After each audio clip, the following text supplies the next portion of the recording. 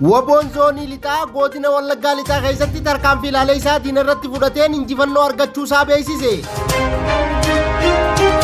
Murni mootummaa naftanyaa bilchiginnaa barsiisota guutuu Oromiyaa keessa jiran miindaa isaanii irraa parsantii 25 deeggarsa waraanaaf kutuuf karoorfatanii jiraachuun dhaga'ame.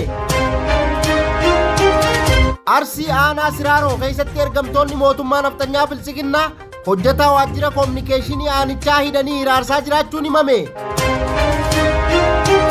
Boosaat keessatti hidhattoonni murna mootummaa naftanyaa bilchiginnaa uummata nagaa irratti dhukaasa banuun dhaga'ame. Bitootessa 28,2026 ashama harka fuula hordoftoota miidiyaa walabummaa Oromiyaa kanneen hangafoota oduutii bal'ina oduutiif hangadhuma sagantaa keenyaatti naa waliin turan afeerraa kooti.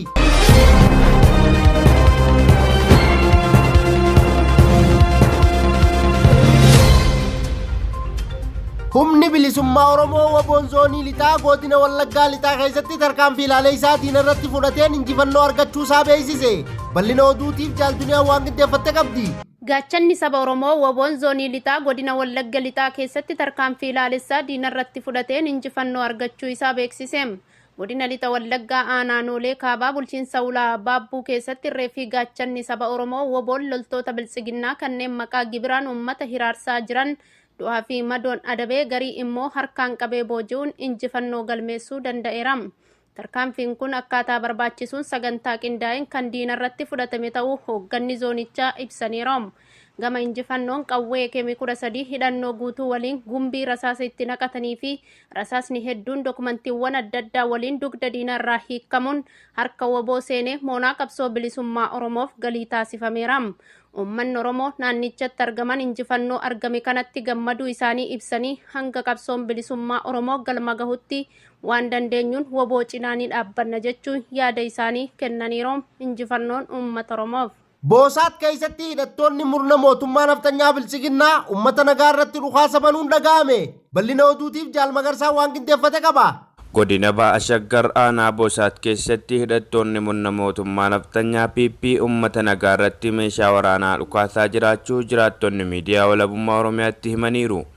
Bifuma kanaan Bitootessa 25/2026 ganama sa'aatii tokko irraa eegaluun aanaa Boosaat ganda Borcataa Tulluu Diimtuu bakka addaa bishaan roobaa akkasumas Addis Katamaa jedhamuun kan waamamu keessatti hidhattoonni maafiyaa murna mootummaa naftanyaa bilchiginnaa sababa tokko malee uummata nagaa irratti meeshaalee waraanaa garee fi namtokkeen qabatamu dhukaasuu jiraattonni gandichaa miidiyaa walabummaa Oromiyaatti himaniiru.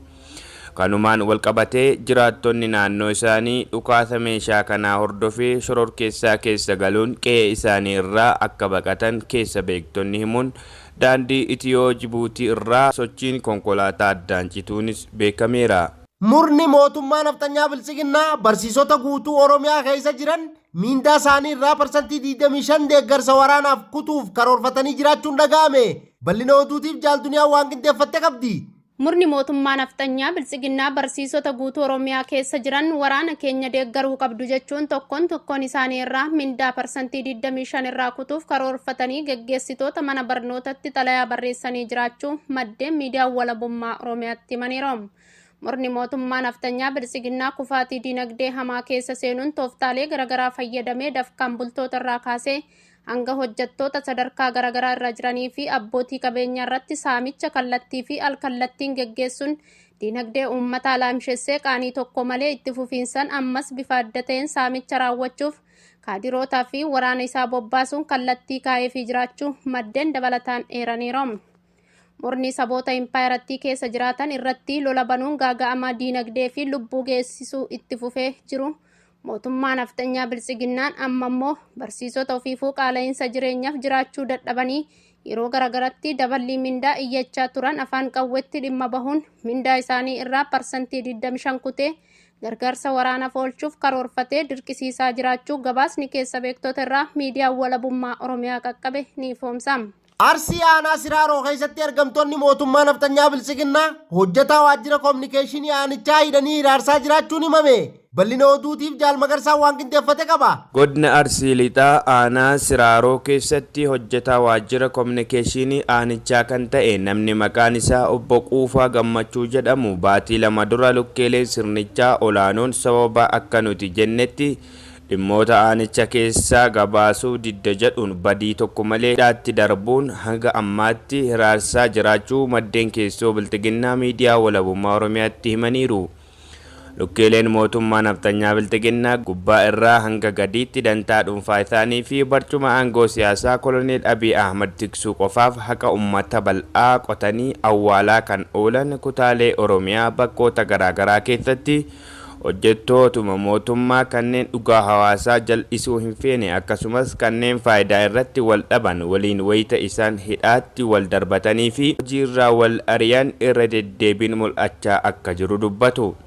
Akka maddeen jedhanitti namni kun yakka hojjete osoo hin taane sababa gabaasa sobaa kan kaabinoonni godinichaa akka inni gabaasuuf ajajanii turan waan tole jechuu dide qofaaf waajjira poolisii aanichaa keessatti hidhamee guyyoota dheeraaf dararamaa jiraachuu himuun godinicha keessatti gochoonni wal fakkaatoon akkasii irra deddeebiin akka raawwatamus itti dabaluun addeessaniiru.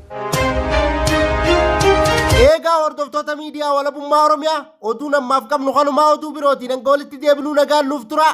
Horaa bulaa deebana.